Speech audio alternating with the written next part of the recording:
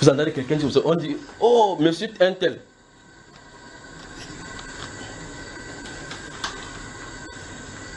Priez pour un des riches milliardaires de ce pays parce qu'il en est le voilà qui en est parti. Il fait dans la brasse. Vous savez ce que vous buvez, vous saoulez là. Il est là devant le voilà devant en train de partir.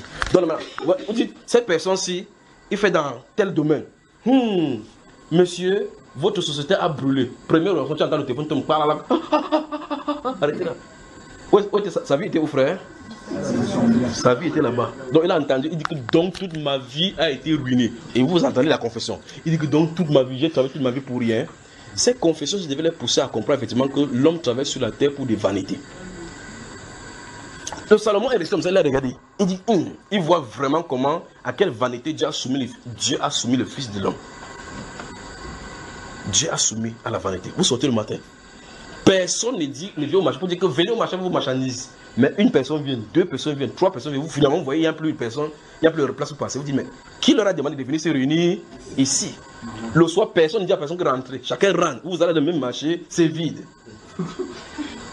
Le matin, on n'a pas écrit rendez-vous à matin à telle heure. Vous voyez seulement, ils sont pleins. En tant que quelqu'un vient, chacun verse là-bas. Pendant que tu verses comme ça, le bandit de surveiller ta poche derrière. Chacun fait son activité. Vous voyez? Et pendant qu'ils font comme ça, l'autre va surveiller. Dans ces marchés se trouve tout un univers de tout ça, de méchanceté qui se trouve sur la terre. Mais tous ont un point commun. Ils cherchent l'argent. Un point commun. Ils cherchent, parce que tous ceux qui sont là-bas, c'est l'argent. Le taximan qui gare à route attend que tu finisses d'acheter, tu viens donner sa cote parce qu'il doit devoir te conduire à la maison. Le chargeur qui est là-bas attend que tu viennes, tu entres. Pour que tu entres, puis tu payes le taximan, pour que le taximan le paye aussi. Le bandit lui maintenant de guetter que tu sors de l'argent, qu'il sache que tu as l'argent ou prends sa part d'argent. Le policier quelque part dans la foule dit que les temps sont durs. Gars un peu mal seulement, tu vas me sentir. Chacun cherche seulement son argent. Tous, c'est l'argent. Je veux que vous compreniez à quel niveau l'homme a été rabaissé. Au point où on a pris la création de Dieu.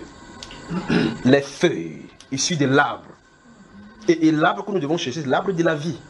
De cet arbre-là, on fabrique un papier, le même papier que vous pouvez brûler. Écrit sur ça, 100 francs, 200, 2000, 10 000. On met, un être humain te met le couteau pour que tu lui donnes un billet de papier. Si tu ne donnes pas, il déchire ton ventre à cause de 10 000. Voilà ce qu'il en est. À cette feuille, il est convenu qu'on appelle moyen d'échange. Il suffit que quelqu'un montre au pouvoir et dit que cet argent, ça ne vaut plus rien. Que tu aies des candidats à la maison, ça ne sert absolument plus à rien. Et c'est cela que les hommes courent après. L'essentiel entre les hommes, c'est-à-dire que la puissance de l'amour, la fraternité, encore.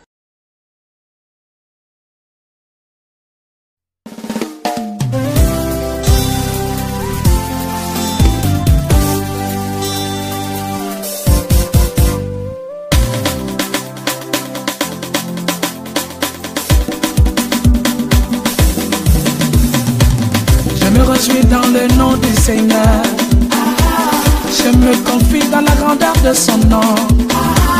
Je lève les mains dans les lieux élevés. Je chanterai à la gloire de sa majesté. Oh. Joseph Kajide Fosso, l'industriel et homme d'affaires camerounais, est décédé. Le nonagénaire est décédé ce 23 août en Afrique du Sud des suites d'une longue maladie. Le patriarche Kajide Fosso, au-delà d'une marque déposée, était un pionnier de l'entrepreneuriat camerounais. Dans l'univers économique, il s'est démarqué par la création des activités à forte valeur ajoutée, au rang desquelles l'Union camerounaise des brasseries UCB, qui lui a consacré sa renommée. Une entreprise pérenne dont les produits se sont diversifiés au cours des années. Dans les entreprises ont eu le succès, je pense, à la rigueur dans la gestion, au choix des hommes chargés de mener à bien ces activités. Il avait une gestion positive à l'ancienne où tout était fait pour que l'entreprise réussisse. C'est pour ça que ces entreprises ont toujours été florissantes. Joseph Kajide Fosso, le dignitaire de Bana dans la région de l'Ouest Cameroun, aura tout accompli.